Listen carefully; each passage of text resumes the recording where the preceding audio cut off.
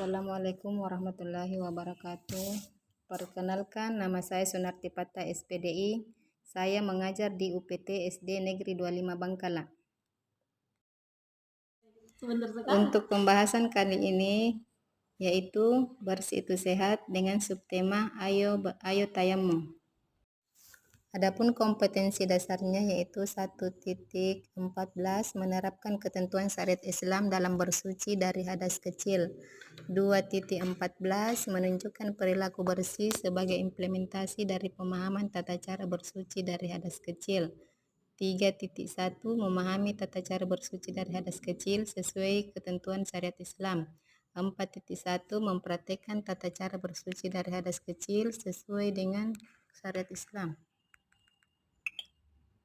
Adapun indikatornya yaitu 3.14.1 menjelaskan pengertian tayamum secara mandiri.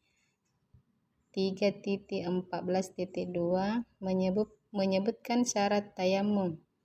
3.14.3 menjelaskan tata cara tayamum. 3.14.4 mengemukakan urutan tata cara tayamum. 4.14.1 memperagakan tata cara tayamum. Adapun tujuan pembelajarannya yaitu setelah mengamati gambar yang ada di dalam buku teks, secara mandiri peserta didik dapat menjelaskan pengertian tayamum dengan benar.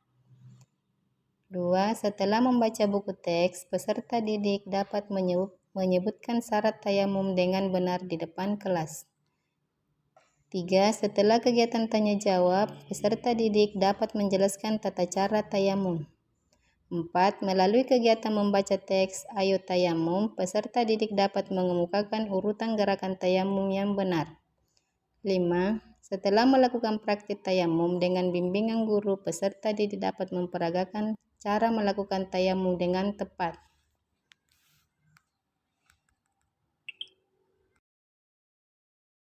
Baik, adapun pengertian tayamum secara bahasa, tayamum berarti al-qasdu, menyengaja menuju sesuatu atau memaksudkan sesuatu. Sedangkan menurut istilah fikih, tayamum adalah mengusap wajah dan kedua tangan dengan debu yang bersih dan dengan cara tertentu. Tayamum merupakan salah satu di antara sekian banyak keringanan atau rukhsah yang diberikan Allah Subhanahu wa Ta'ala kepada umat Islam dengan tujuan untuk memudahkan melaksanakan ajaran agama Islam dalam segala kondisi dan situasi. Adapun dasar disyariatkannya tayamum adalah firman Allah Subhanahu wa Ta'ala dalam surah Al-Maidah ayat 6 yang artinya, dan jika kamu junub maka mandilah, dan jika kamu sakit atau dalam perjalanan atau kembali dari tempat buang air atau menyentuh perempuan lalu kamu tidak memperoleh air, maka bertayamumlah dengan tanah yang baik atau bersih, sapulah mukamu dan tanganmu dengan tanah. Allah tidak hendak menyulitkan kamu, tetapi Dia hendak membersihkan kamu dan menyempurnakan nikmat-Nya bagimu supaya kamu bersyukur.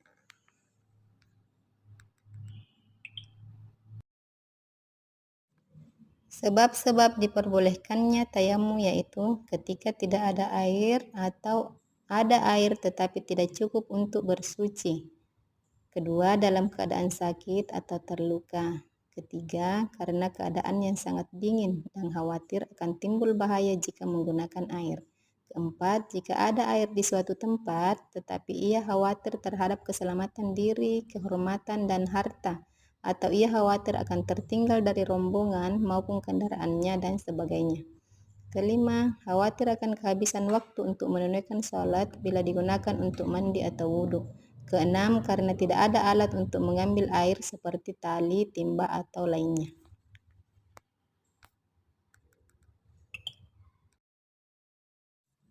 Adapun tata cara bertayamum yaitu berniat.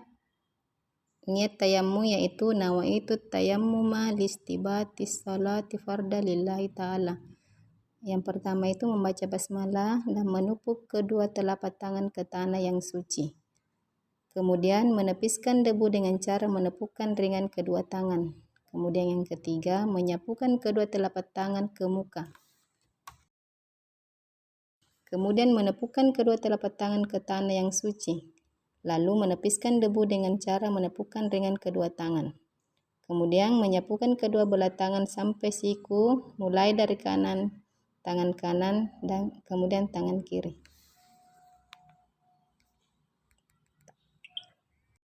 Doa sesudah tayamum sama halnya dengan doa sesudah wudhu, yaitu Asyhadu an la ilaha illallah wahdahu la syarika lahu wa asyhadu anna Muhammadan abduhu wa rasuluhu. Allahumma ja'alni minat tawabina wa ja'alni minal mutatahhirina wa ja'alni min ibadikas sholihin.